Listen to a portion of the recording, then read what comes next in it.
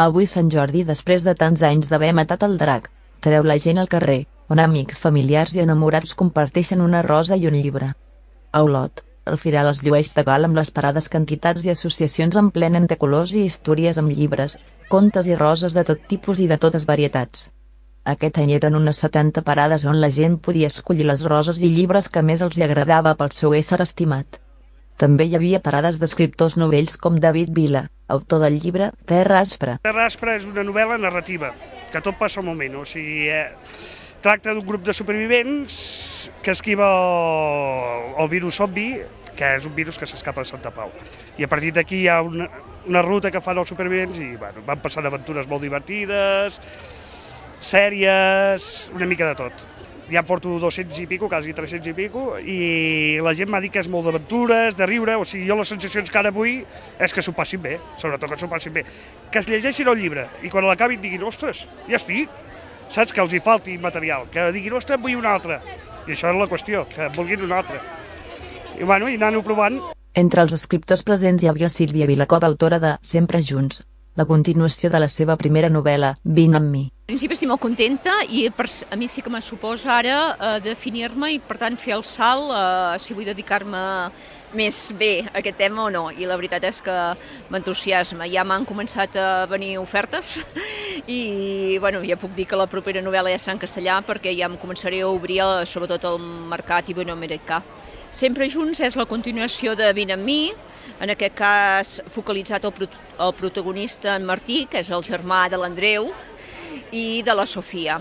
Ells tenen una història d'amor, però bueno, ella surt d'una relació de maltracte i per tant aquest maltracte sí que en certa manera irà o té continuïtat o és el nus de la història. És un tipus grey, perquè és una novel·la romàntica eròtica, vull dir que d'això, però més propera, més realista, ambientada a la província de Girona i per tant on la gent es podrà sentir molt identificada amb molts indrets, molts restaurants, molts hotels, moltes coses que surten que són d'aquí a la nostra zona, no? Una de les associacions que no podien faltar en aquest dia tan especial és l'Associació d'Amics de les Lletres Garrotxines, que porten una bona colla d'anys escrivint i fent recitals de poemes. És una oportunitat de poder ensenyar allò que fem els que estem dintre de l'agrupació de les Lletres Garrotxines, per això aquí tenim uns quants llibres exposats, i després ensenyar a la gent les activitats que nosaltres podem fer fora del dia de Sant Jordi, els recitals i això que fem. Estem preparant un llibre que és com una recopilació dels autors de les Lletres Garrotxines, serà una antologia de 20 anys, perquè aquest any celebrem 20 anys que han nascut els Amics de les Lletres Garrotxines. A la tarda, malgrat que al final la pluja va fer una mica la guitza, es va fer el primer dictat popular organitzat pel Servei de Català d'Olot i la Garrotxa. L'escriptor Josep Torrent llegirà un conte breu que ha escrit en el qual faltaran paraules. Aquest conte es llegirà 2 vegades i cada participant haurà de completar el text. Entre el centenar de participants es van escollir uns guanyadors de cada categoria on el premi gros era una nit d'hotel. Després del dictat es va fer una lectura de cançons d'Ovidi Montllor en record dels 20 anys de la mort d'aquest cantautor, amb el títol A tota veu.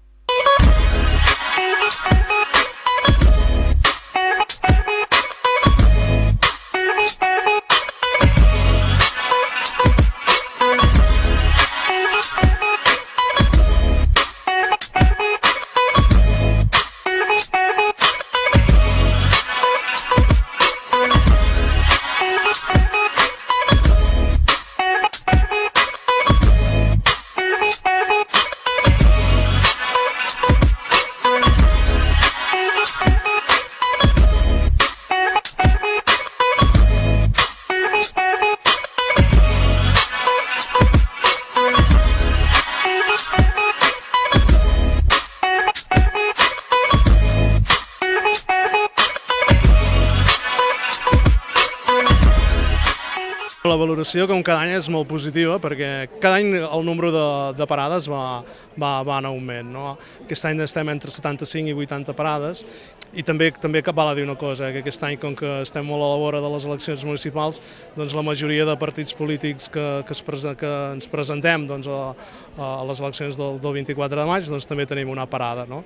Estem separats perquè hem donat preferència a les entitats, associacions perquè puguin tenir l'espai central del passeig, però bé, hi ha un ambient fantàstic com cada any i creiem que és una diada magnífica i ja estem pensant en l'any vinent com podríem potenciar algunes coses, perquè a més de les parades hi ha moltes associacions que ens demanen de poder fer activitats durant el dia, no?